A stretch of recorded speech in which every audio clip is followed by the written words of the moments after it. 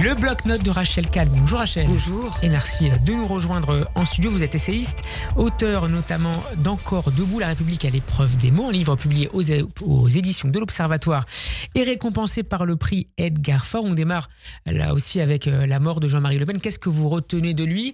Jean-Yves Camus nous disait à l'époque, c'est un homme qui était parcouru par un antisémitisme sociologique plus qu'idéologique. Est-ce que vous partagez cette analyse? Je trouve qu'il est extrêmement compliqué de commenter la mort de cet homme. C'est que d'un côté, on est très partagé sur le fait que un homme est mort et donc on doit respecter cette mort. Et de l'autre côté, on est heurté parce que ça fait 24 heures qu'on est en boucle sur, c'est plus que des sorties de phrases, sur cet antisémitisme et ce racisme par ailleurs. Parce qu'on parle beaucoup du raffour crématoire, du détail de l'histoire, etc. Mais c'est toute une énergie de haine. Et puis c'est quelqu'un qui n'était pas du tout républicain. C'est-à-dire que lorsqu'il parle de la Vendée et du génocide en Vendée, ça veut bien dire ce que ça veut dire sur le bonnet phrygien, etc. Ce que je pense, c'est que de toute façon, qu'il soit idéologique, philosophique ou autre, c'est un antisémitisme qui est inscrit dans un héritage français et qui aujourd'hui s'additionne à une autre forme d'antisémitisme. Mais en tout cas, on voit bien le parallélisme des formes, notamment avec la France insoumise. Est-ce qu'il a gagné, Jean-Marie Le Pen, en partie la bataille des idées, notamment sur la question de l'immigration? Et c'est ça tout le sujet. Il a gagné en mettant la question de l'immigration au centre avec en fond, en décor, des relents racistes et notamment le fait que les races ne puissent pas se mélanger, parce que c'est ça le fond, le nationalisme à la Jean-Marie Le Pen, c'était ça. Et en plus, il a gagné parce qu'il a fait naître une autre idéologie qui s'appuie également sur l'immigration, c'est l'idéologie de la France insoumise. C'est-à-dire qu'on a les deux faces d'une même pièce. À la fois les extrémismes se nourrissent. Complètement. Alors, ils ne sont pas dos à dos pour moi. Les extrêmes, ces radicalités-là se tiennent la main. D'un côté, on a Jean-Marie Le Pen qui voulait s'adresser au peuple en disant qu'il était finalement la voix des petites gens. De l'autre côté, c'est ce que fait Jean-Luc Mélenchon.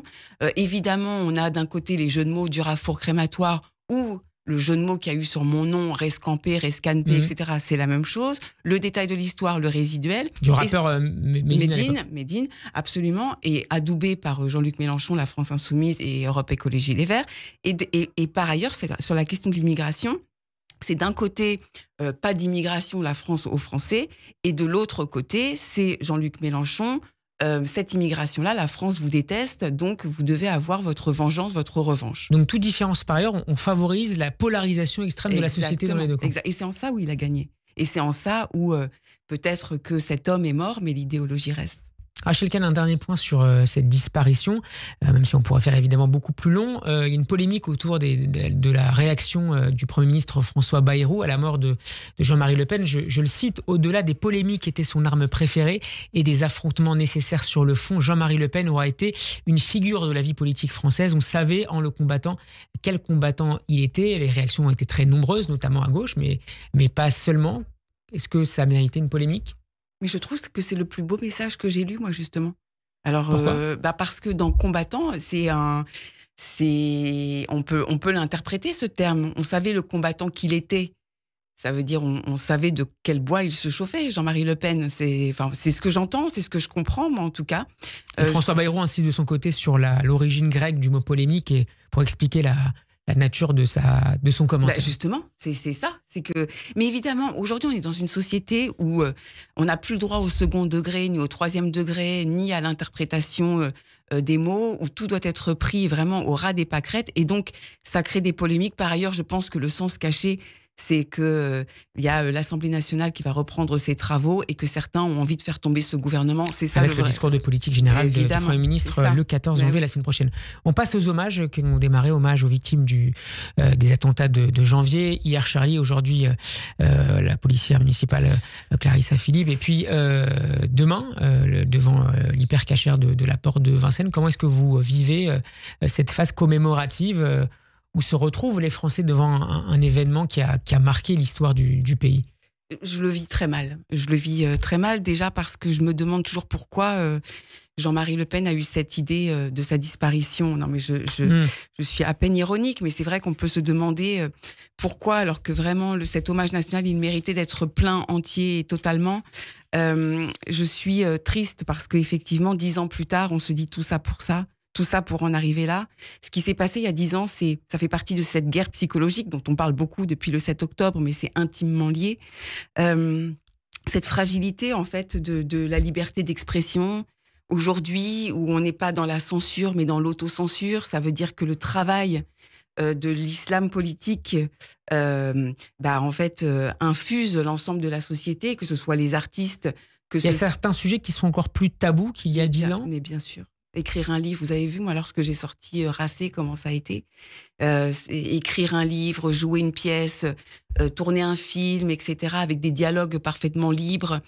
Aujourd'hui, c'est impossible. Les producteurs vérifient bien si dans vos dialogues, il ne va pas y avoir des mots problématiques pour certains, alors qu'on est dans le pays de la liberté d'expression. Et on suit un peu le modèle qui s'est imposé aux États-Unis, la culture du politiquement correct. On suit ce modèle, et puis il y a 3 choses, en fait, pour reprendre les termes. Une colonisation mentale, psychologique des citoyens français, un apartheid social qui s'est fait, et notamment par certaines idéologies qui classent entre racisés et les autres Français, qui nous opposent et qui nous fracturent.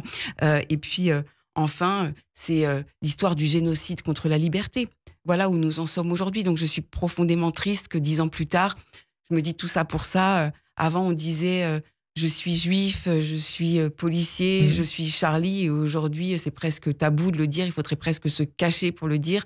Et ça ne rend pas hommage à ceux qui sont tombés. À quel moment nous serons à la hauteur de nos morts? Et on voit, et on terminera avec ça, Rachel, qu'il y a un débat également au sein de la jeunesse. On l'a vu hier avec une chargée d'études de l'IFOP, où les jeunes s'interrogent davantage sur ces commémorations et considèrent en tout cas, ils sont moins nombreux à vouloir participer à ce type de rassemblement, à une minute de silence similaire à ceux qui avaient été organisés après les attaques du 7 janvier. Absolument. 7, 8 et 9. Parce qu'à partir du moment où le niveau baisse, on en vient à ces raccourcis extrêmement dangereux pour notre jeunesse. Si on est dans une phase où on met le focus sur le développement durable, avec une volonté de satisfaire nos générations futures, il faut faire en sorte que nos générations futures soient armées contre cette colonisation mentale qui opère par l'islam politique. Merci beaucoup, Rachel Kahn, d'avoir été avec nous comme tous les mercredis.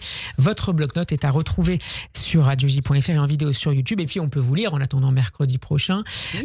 Encore debout, La République à l'épreuve des mots, publié aux éditions de l'Observatoire. Très bon après-midi. Merci, Steve.